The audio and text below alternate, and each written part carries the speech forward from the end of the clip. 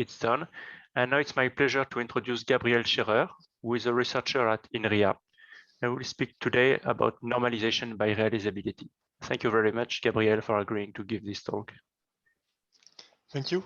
Yes, thanks for the invitation and give me the opportunity to speak at such an international seminar. So this is the work I'm going to present is joint work with Pierre-Évariste Dagan and Lionel Rig. And yes, please feel free to interrupt, to ask any question during the talk. My brain will be in talk mode, so the answer might be garbage, but still I don't mind the interruption. And yes, I don't monitor the chat myself as I'm looking at my slides.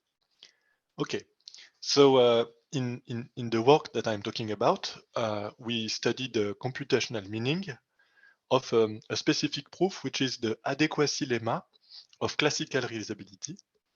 And we are not using extraction to study the computational meaning of the proof. We are just implementing the proof in a dependently typed programming language. And there is another technical detail that will not show actually that much in the talk, which is that we as a language of realizers, we are using an abstract machine calculus. So yes, if you know of Curien-Herbelin, mu-tilde, calculi, it's one of them. Actually, which one we use sort of depends on how we set up the system. So these are the main ingredients of the work. And the talk, I will be trying to first explain classical realizability and then show how we do the dependency programming and how we extract some intuition about the computational meaning of the proof from that. So it's a rather introductory talk in a sense. We are talking about a well-known concept and trying to studying them a bit deeper in a sense. So first, classical realizability. So some people in the audience are experts with realizability in general and classical realizability in particular, but some are not. So let me try to bridge the gap. I will try to be relatively quick on these introductory slides, but do not hesitate to stop me and ask questions if something is unclear. So classical realizability, it is one of the many realizability interpretations where the formulas of a logic are realized by some notion of program. So in particular, lambda calculus terms or abstract machines or recursive functionals or things like that. I mean, there are many choices for realizability in general.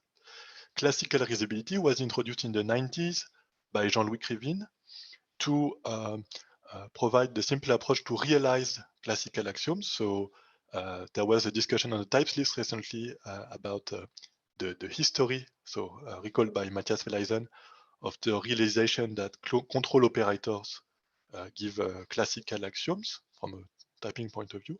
And classical realizability is one proposal to make this formal from a logical point of view. And the later work by Krivine and his school focused on realizing more classical axioms, in particular going towards axioms of choice.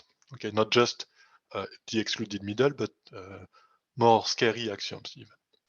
And to a programming language person, one way to think of classical realizability, if you've never seen it before, is like a unary logical relation that is defined in a way that is very symmetric and systematic. And the symmetry comes from classical logic. So the overview of classical realizability in a simple setting. So it's a Sanders technique for abstract machines, so which I use as a language of realizers. The abstract machines are pairs of a term and a coterm or context. So we use M for the set of machines, terms T and coterms E. And you have to, the idea of classical realizability as a proof technique is to set up the right definition so that you can prove an adequacy lemma that says that if you have a well-typed term T at type A, it belongs to a set of truth witnesses or realizers of the formula A. The well-typed coterms correspond to a set of falsity witnesses of the formula A, so double bar A is the falsity witnesses. And then if you join truth witness at A and a falsity witness at A together, you get a machine that belongs to a pole. Yes, let's call it the pole, this double orthogonal symbol. And those sets capture the idea of good terms, good coterms, good machines.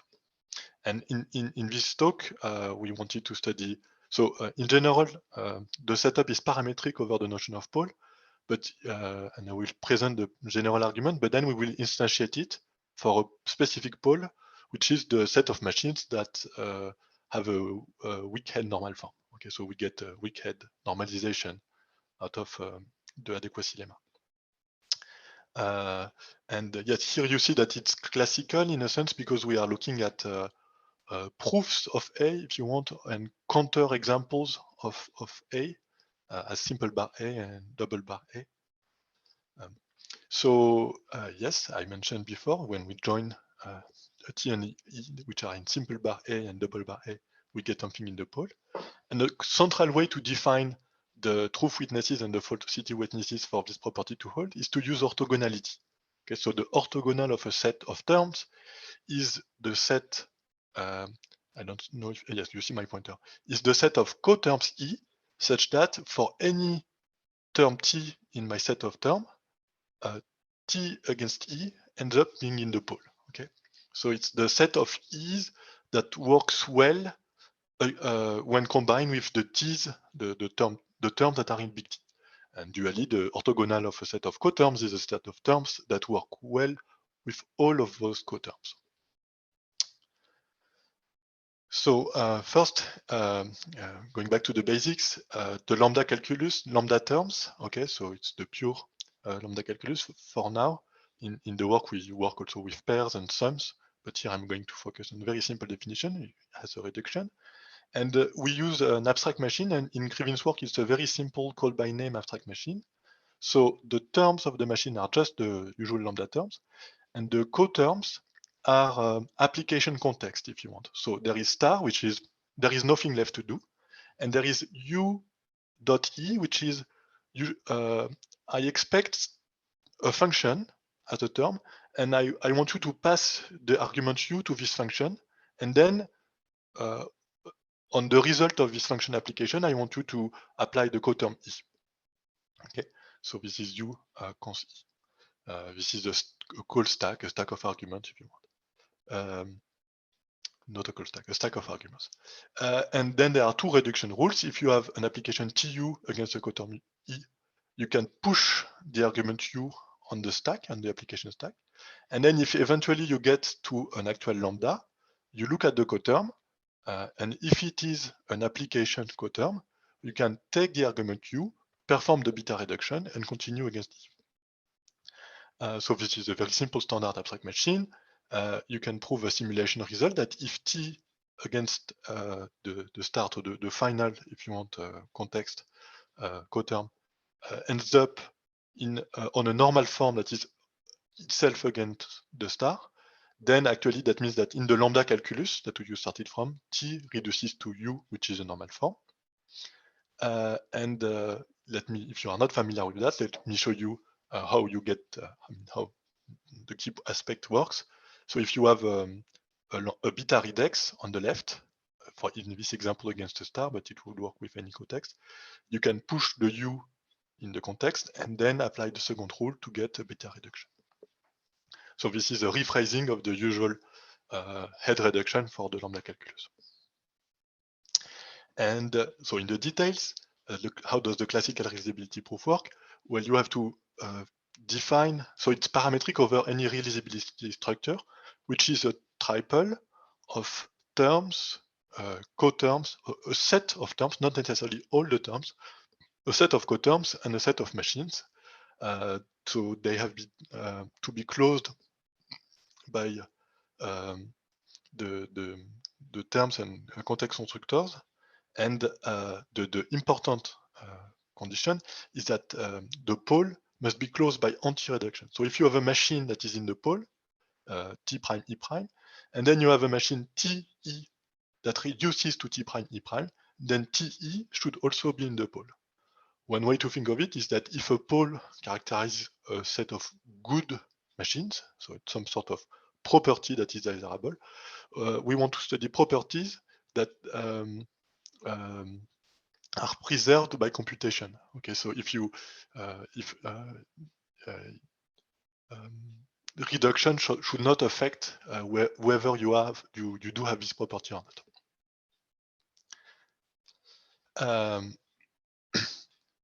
And to conclude on the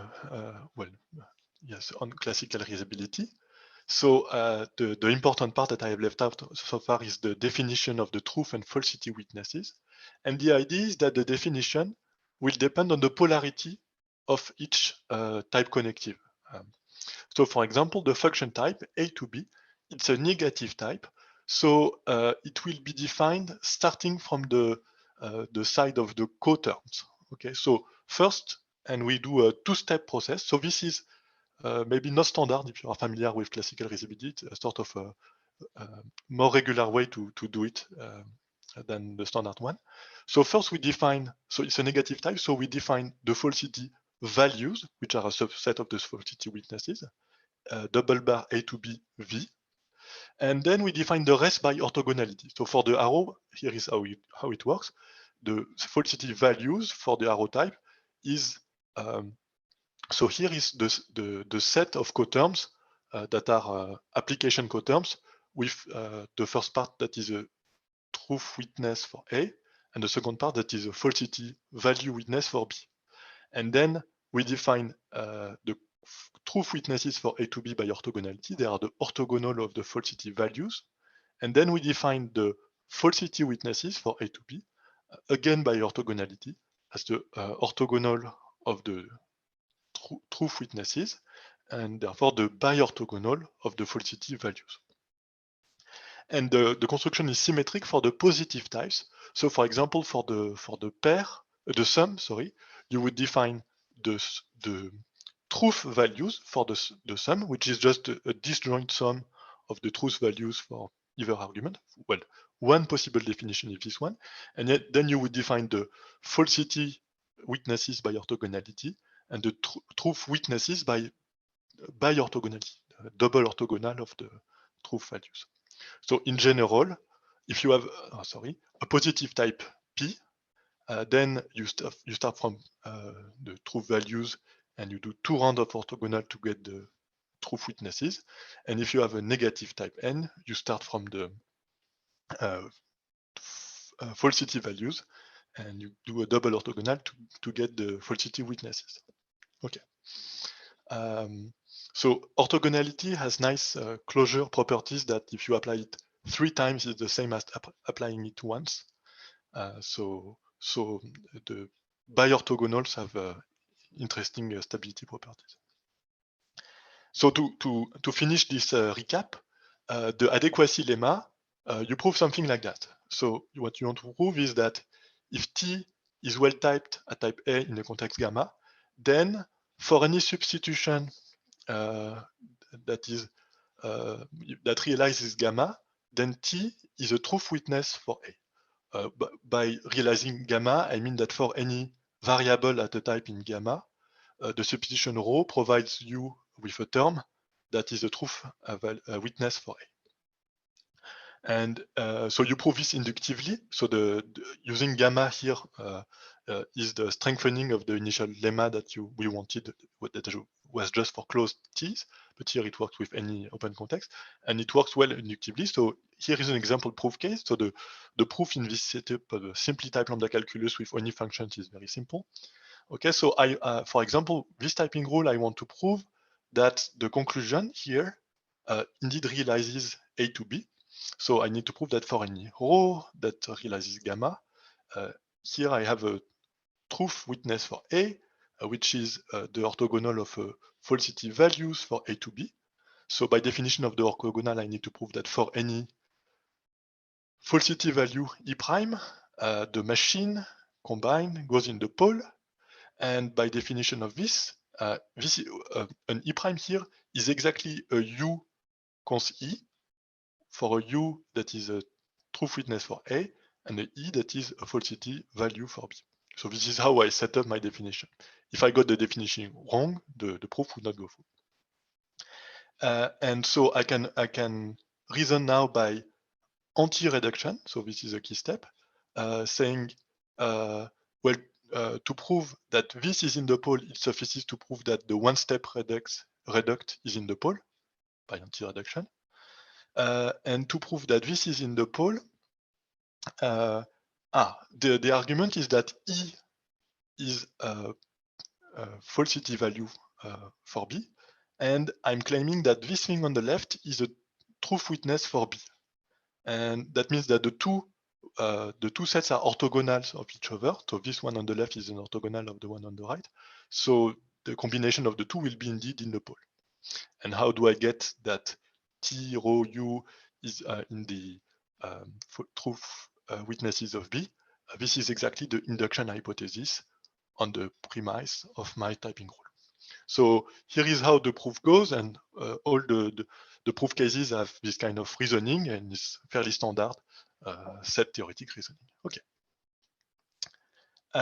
And then if I pick a specific realizability structure, where I pick the set of closed terms and the set of closed context, here by closed I mean no free term variables, but there may be a star. And then for the pole, the set of weakly normalizing machines, this is yes, the pole is trivially closed by anti-reduction because the property of being weakly normalizing, if you reduce to someone that is weakly normalizing, you are weakly normalizing. And then from the adequacy lemma, you can get on closed machine, you get a normalization argument. If something is well typed, then in the empty context, it is a truth witness, which means that T against E is in the pole. So you have to show that the star is a valid value witness. There is a bit of work here, but it's simple. And you get normalization for T. Well, this means that this abstract machine reduces, and by the simulation result that I mentioned, you get normalization for T as a lambda term. So job done. And the proof of weak normalization is fairly easy to extend to the product, but also actually, if you look at it with the symmetric setup we gave for these witnesses, it extends easily to sums, for example. Okay. So if someone has questions on classical reusability, now is time to ask.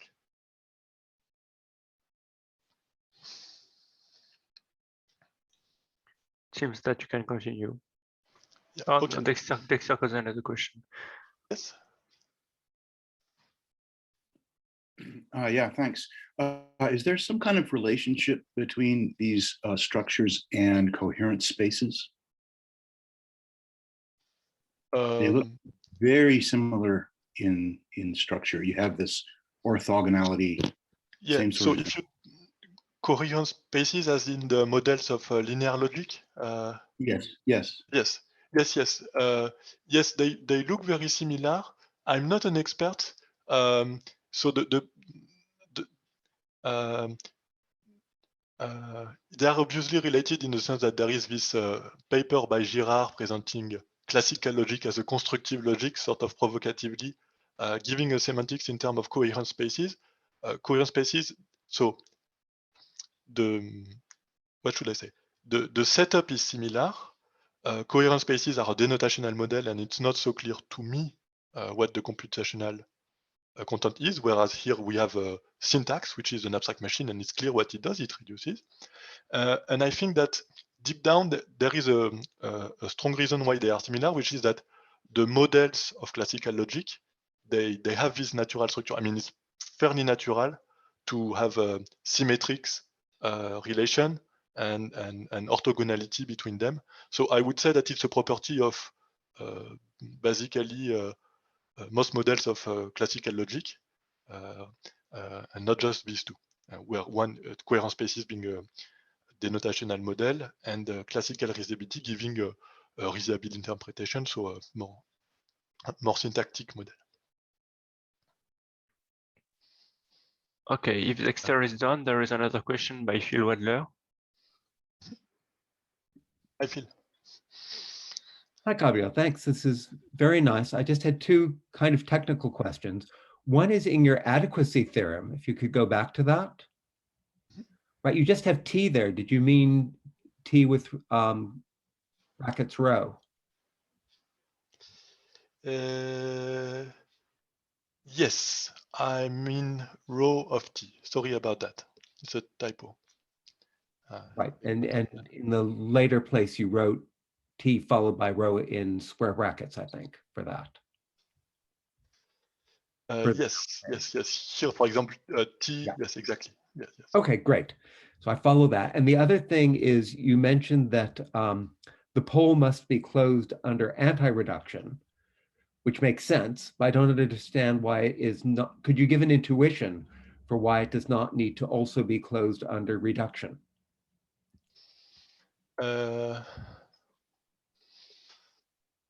So I think it.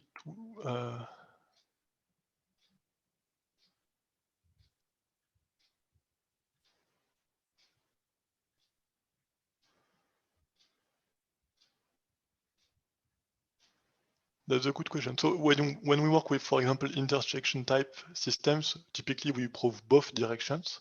So that the semantics is closed by anti-reduction and reduction. I'm terrible at thinking on the spot. Is this pole closed also by reduction? No, in general, being a weakly normalizing term, is it closed by reduction? I don't think so, because you could. So strong normalization is not closed by anti-reduction. You can have one reduction path that is infinite, and then another one that is finite. Mm-hmm. So you could yourself not be strongly normalizing, but yes, reduce to a strongly normalizing term. But here we are talking about weak normalization. And yes, it is the case that if you are weakly normalizing and you reduce to someone, no. If you perform the wrong choice of reduction, you can end up with something that is not weakly normalizing. Is that possible? I'm terrible at thinking on the spot. Well, I'm going to escape this question where I have to think on the spot by saying, I think that some interesting poles that I want to use to prove various results would not be closed by reduction. But yes, right now I can't think through enough to tell you whether this one in particular is. Yes, sorry about that. I guess you've told us what realizability structure is, but not what results it satisfies. Maybe. Sorry. The idea is that the definition of truth and falsity witnesses is parametric over the choice of realizability structure. Okay, for any realizability structure, you get a different notion of orthogonality, but you define the truth and falsity witnesses, you, the person doing the proof of the adequacy lemma. And then you get an adequacy lemma that holds for any choice of realizability structure. So if you instantiate it with one or the other realizability structure, you can get different results. So I have a weak normalization results. You can prove, for example, some form of canonicity result. So you could prove using a slightly different realizability structure that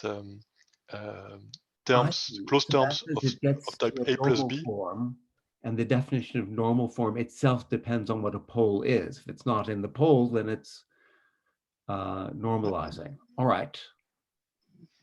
Maybe that's an intuition for me. I'll let you go on. Thank you very much. Okay. Thank you. Okay, so that was the recap or intro to classical realizability. And and this is not new work, this was sort of existing things. And what we do, which is slightly more new, is to study the computational content of it in a specific way that I'm going to describe. So the idea is to study the computational content by implementing the proof in a dependency type meta language. Okay, so just basically you start working in your favorite dependency type meta theory, which can be just pen and paper with you as the proof checker. So the type checker. So the good part is that you can use any syntax that makes sense and you know what it means. And the bad part is that you have to check that the typing is correct yourself, which is a bit painful and surprisingly tricky. And I want to emphasize that it's not program extraction. So there is a lot of interesting various previous work on taking a proof of normalization, performing program extraction, looking at the extracted term to tell what it is as an evaluator. And one issue with this approach, I think, is that the program you get out of the extraction process is not a human written program. It's a reification as a lambda term of the strong normal form of the proof you started from. And in particular, it's not human friendly at all. So most of the papers about this start by, we can add some syntactic sugar to rephrase, remove some parts, hide some details, and so on. Well, what you see is basically a cut-free proof. And when we program, we like to introduce auxiliary definitions and concepts and shortcuts that build intuition and show the structure of what's going on in a way that is lost if you look at the normal form. So, so I think that this process we use of just programming the proof let us define auxiliary functions and so on, and gave us a better understanding of what was going on. So what I'm saying is, I think, incredibly obvious to people who are familiar with, let's say, implementing proof/programs in Agda, for example, and looking at what they wrote, but is actually not so well known to other parts of the community. So it's worth saying it out explicitly. So how do we actually go about writing this program in a dependency type meta theory? And the idea is that the set membership relation, the machine TE belongs to the pole, we turn it into a data type of concrete evidence, data that justifies, proves, is evidence for the fact that the machine is in the pole. So now I'm working in my dependency type meta theory. So you can think of your favorite proof assistance if you want. And I define this. So this is not the set membership anymore. It's an infix function that goes from a machine to a type. And the definition I choose for this instance of the proof is to say, well, a machine belongs in the pole. So this, I'm defining the predicate to be in the pole for a machine by, as the type, the type I'm using is the set of normal machines that I get out of reducing my original machine M. So I'm defining a type here. And similarly, for example, before in the set theoretic world, I had this definition. The set of value witnesses for A to B are defined as this product. And now I'm going to define this predicate to belong to a set of falsity values. So in the case of A to B, I define it as, well, my coterm pi has to be of the form U const E, so it has to be an application coterm, and I want U to be a truth witness for A, and E to be a falsity witness for B. So here, previously I used falsity value witnesses, both are valid, but this is a typo. Sorry about that. I mean, yes, both work, but it would be more consistent to use this here. So here, so above the notation underscore is in the pole is a function from machines to types. And here the idea is that the notation is in a set of falsity values. So for any type here, any negative type, you get a predicate, a relevant predicate, a type of concrete evidence for coterms P. So, and this is actually defined as a, so this is not an inductive definition. It's a recursive function on the types. So here you can see that it's decreasing on its argument. Well, the various definitions are mutually recursive and they are decreasing on their argument. And the notion of orthogonality is also made computational. So in the set theoretic, in the standard presentation, you had just a set of E such that blah, blah, blah.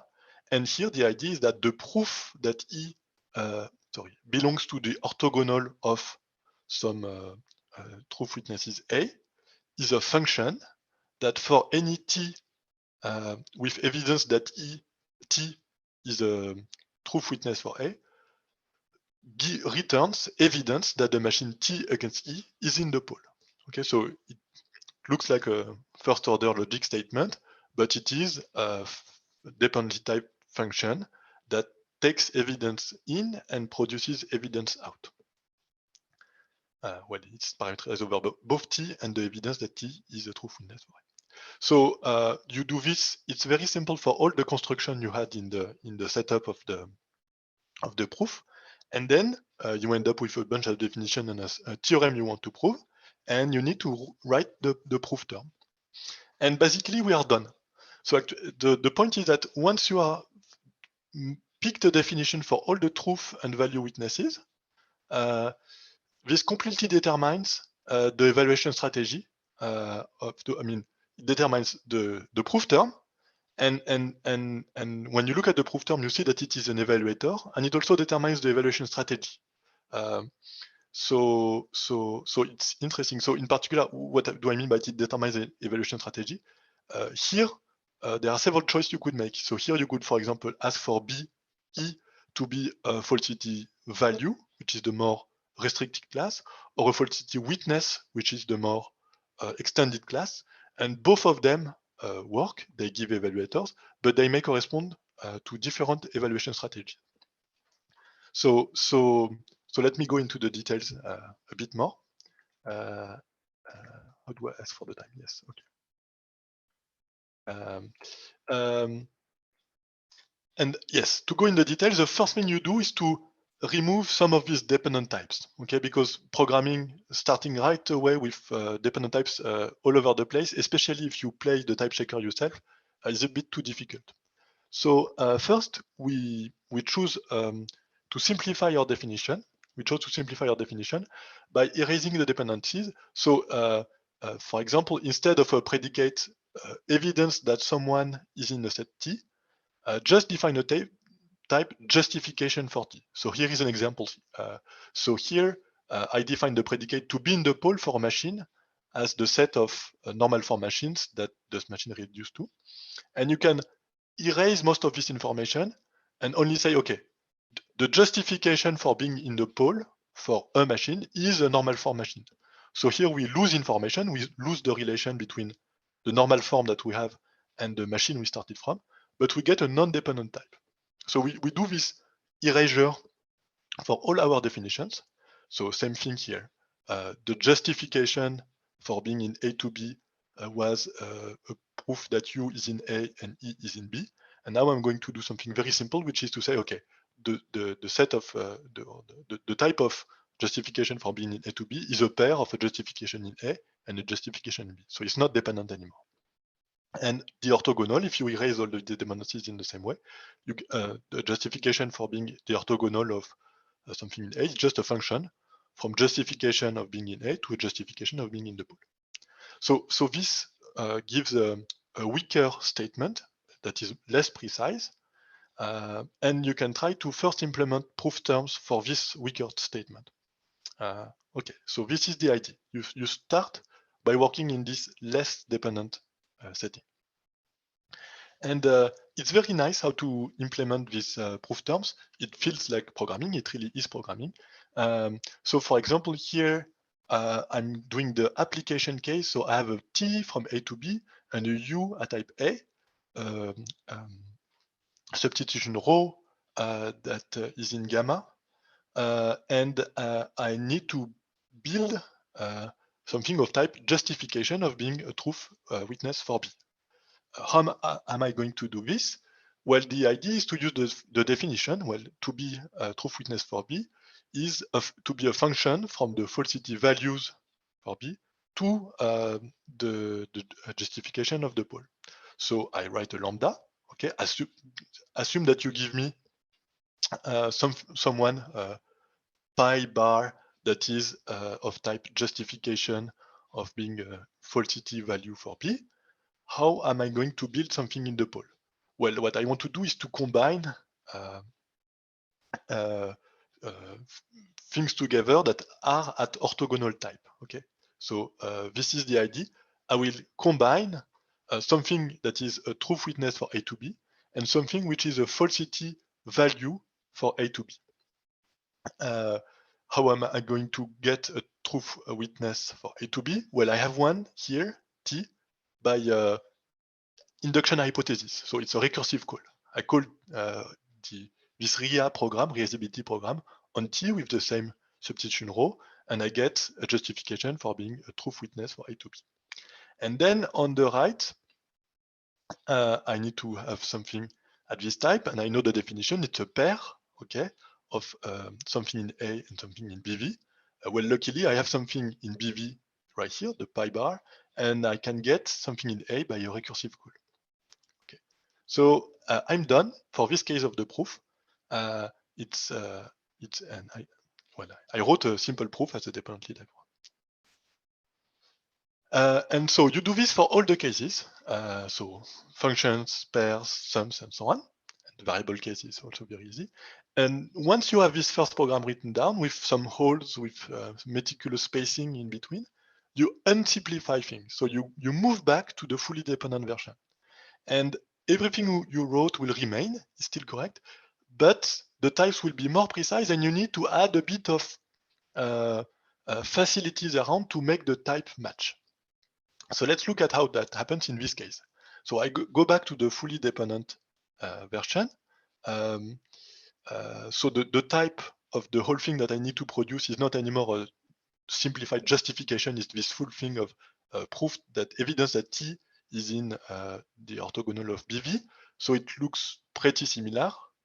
Sorry, this is a typo here. Against A should be BV.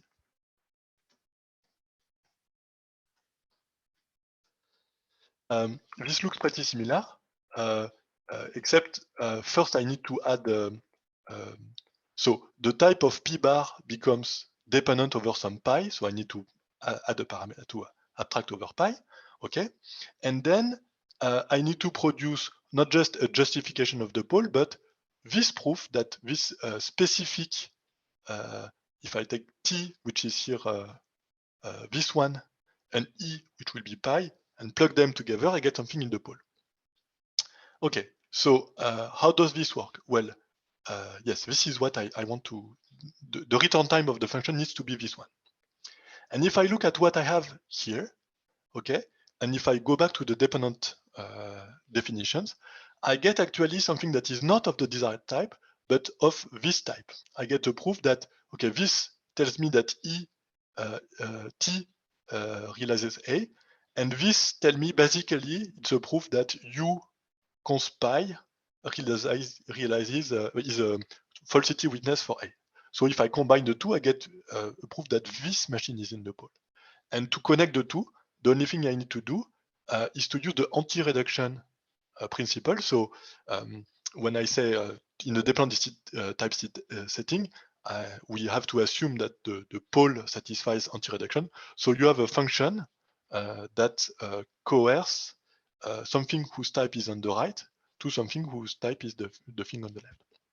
So I don't think I've written it down in my proof terms here. So you have to add a coercion that is just the assumption of anti-reduction. Yes, I didn't write it to keep things simple. So Gabriel, So, just yes, one thing, you have about 5 minutes. yeah, okay. So that's good because the main idea was here. So okay, you start with the dependency erased setting, which is simpler. You write the program, and then adding the full dependencies back is just a matter of adding this anti-reduction coercion mostly, and some some extra stuff, but the core program remains the same. Okay, so moving slowly to the conclusion, there is slightly more in the paper. In particular, there are actually many choices that you can make of how to set up the definition of the truth values or the falsity values. So how to derive the witnesses from the values is regular. You apply orthogonality each time, depending on the polarity. But how specifically to define the truth witnesses, the values. So for example, for the function, there are several choices you could make, but I mean, A and B, you have to use single bar and double bar, but you could have require values or not in each case. For the pair, is the same. You could ask for arbitrary truth witnesses or truth values. And so all of these choices are correct. They lead to a proof that works. But the point is, if you write them down as programs, one thing that becomes obvious, which is maybe your intuition from the start, is that how you define things here determines the evaluation strategy of the machine. Yes, I forgot to say that, but this looks like an evaluation program that is in environment passing style. Okay, so if you look at the full definition, it's easy to see, to get an intuition for what it does. But it's a weak reduction program, and any definition you make will change slightly the evaluation order. Some are not so interesting, but some are interesting. So for example, with this choice on the left, the yellow one, you get call by name functions because the arguments do not have to be a value.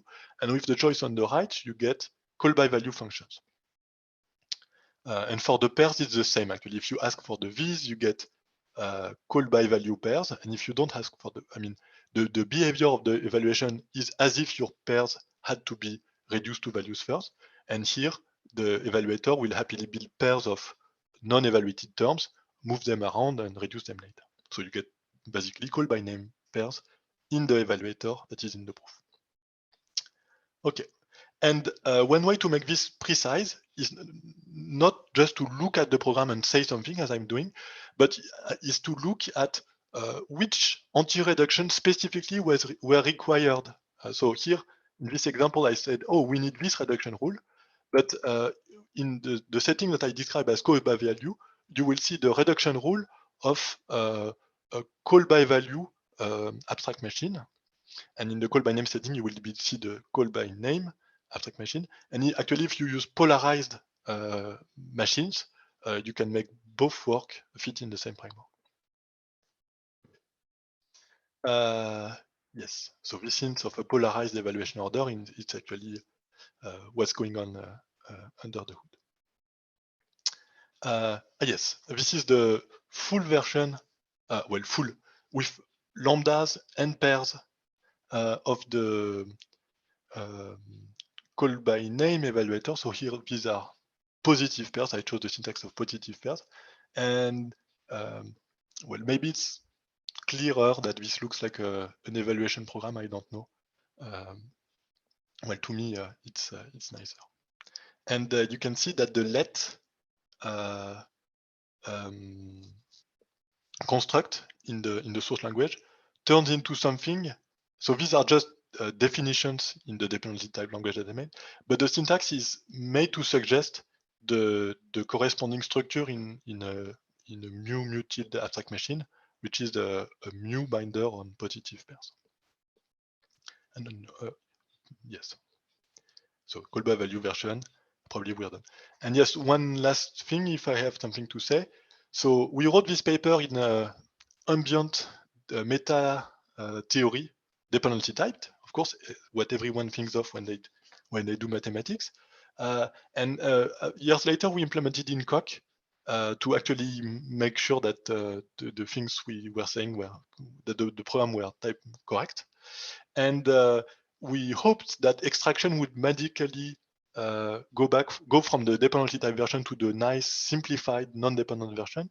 And in fact, it's a bit more tricky than that because you want to be clever and put something in prop so that they get erased and something should be in type. and it doesn't work completely well. So you have to change the standard definition of truth witnesses and so on to separate a part that should remain and a part that should be erased. So there is more about that in the paper. We had to rephrase our definition a little bit, not to get the proof to type check, that was easy, but to get the proof to type check in such a style that the Coq extraction would return exactly the program that we expected.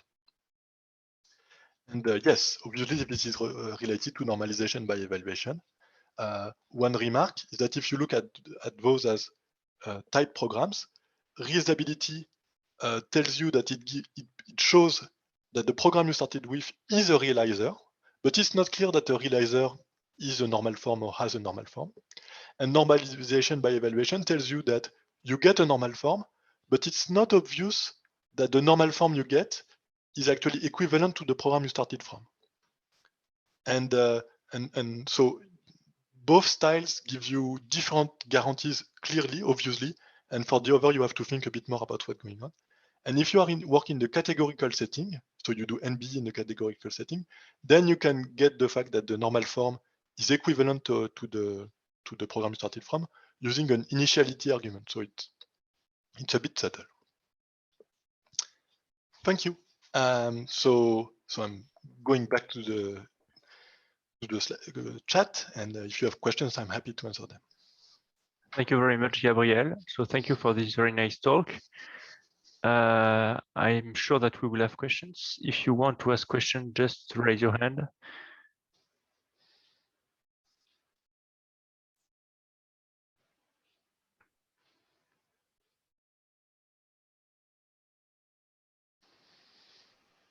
Oh, I can't believe, there is a question by Paul Blaine-Levy.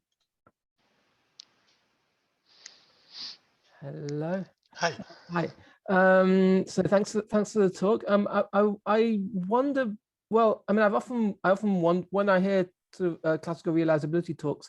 I often feel that maybe I'm wrong, that the semantics being given is factorizing through continuation passing semantics. So you have a call by name CPS, call by value CPS, etc., and they all. But really, you're giving a semantics of the CPS.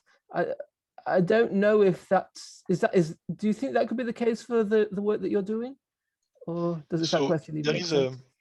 There is a paper, I don't remember the year right now, by Paulo Oliva and Thomas Reicher about the fact that you can indeed present classical reusability as a presentation of intuitionistic reusability on the double negation translation of the formula you started from. So it's the same computational interpretation of classical logic to do classical reusability of classical logic, or to do a double negation translation, which is a CPS translation, and to look at intuitionistic reusability of the result. Okay. So in this precise sense, what you say is exactly true. There is something interesting, something more to be said. So in general, so this is also a discussion we had on the types list, I guess last week. In general, the fact that a logical axiom or connective or phenomenon can be understood through translation does not mean that there is nothing to see. I mean, intuitionistic logic can be understood from translation to classical to linear logic, but sometimes it has value to work in intuitionistic logic directly.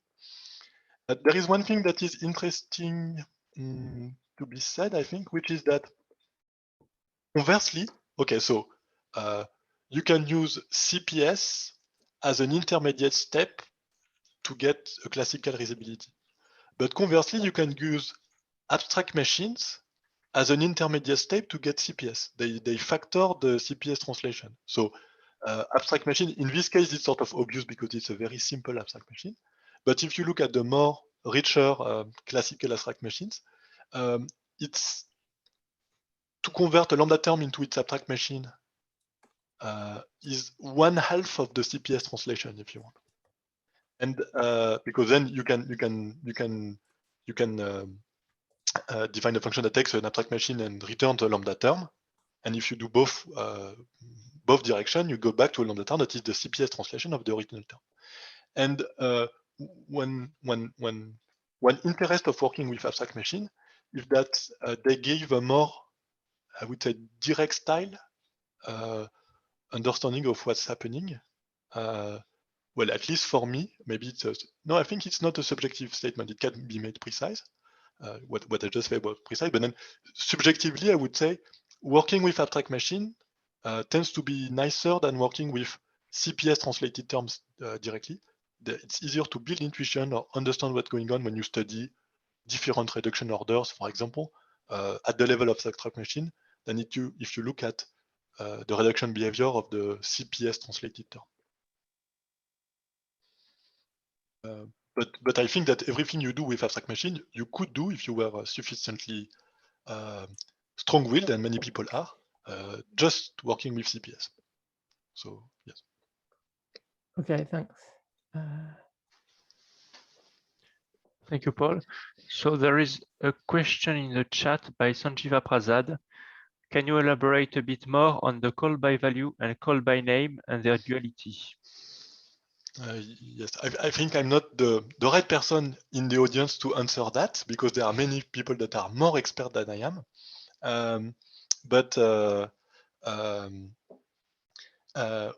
One thing to be said is that it has been remarked several times that there are translations from the lambda calculus or from intuitionist logic to other systems, such that let's say there are two translations. One corresponds to or gives a call by value evaluation order for the lambda terms, and the other gives a call by name evaluation order for the lambda terms, and the two have some symmetry. So for example, if you translate to call by push value, you see that. If you translate to linear logic, I think you also see that. At least you can see difference in the placement of the bank modalities that will give a call by value or call by name. The symmetry is probably less clear. And if you translate to an abstract machine calculus, there is a nice symmetry that is going on. In particular, on the abstract machine, so you can have abstract machine calculi, so there are a family of them. Some of them have the nice property that you can translate both call by value or call by name into the same calculus. So it's one abstract machine with one reduction strategy that lets you express both of them. And here it's very clear that there is this symmetry. So typically, and the symmetry corresponds to the notion of positive or negative types. So typically, for example, in the polarized abstract machine, for example, as work done by Guillaume Munch-Macagnoni,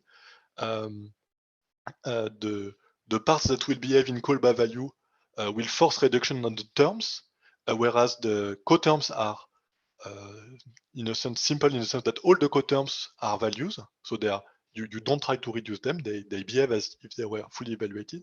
And the part that behave call by name are symmetric, force reduction on the coterms, and then all the terms behave as values. You don't need to evaluate them before continuing with the reduction.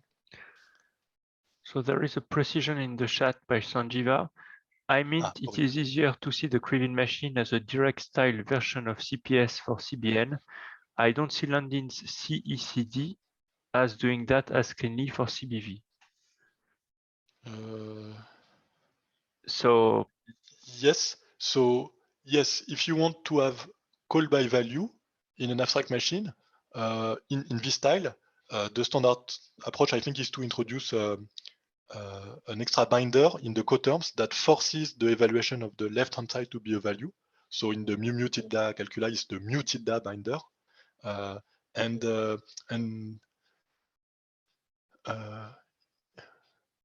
it's not so. I guess it's less explicit in the SSCD. So yes, I would not pick the SSCD as the syntax of realizer if I wanted to give explicitly show the call by value version.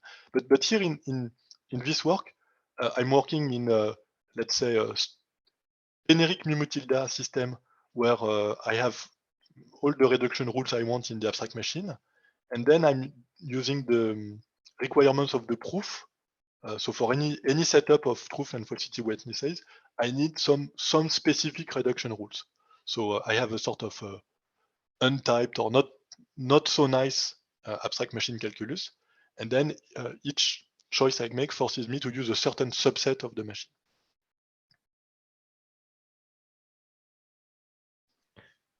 Thank you very much, Gabriel. Are there other questions? Final remarks? Well, if not, then we will say thank you again, Gabriel. Thank you very much. People who still want to speak with Gabriel can stay. I will now stop the recording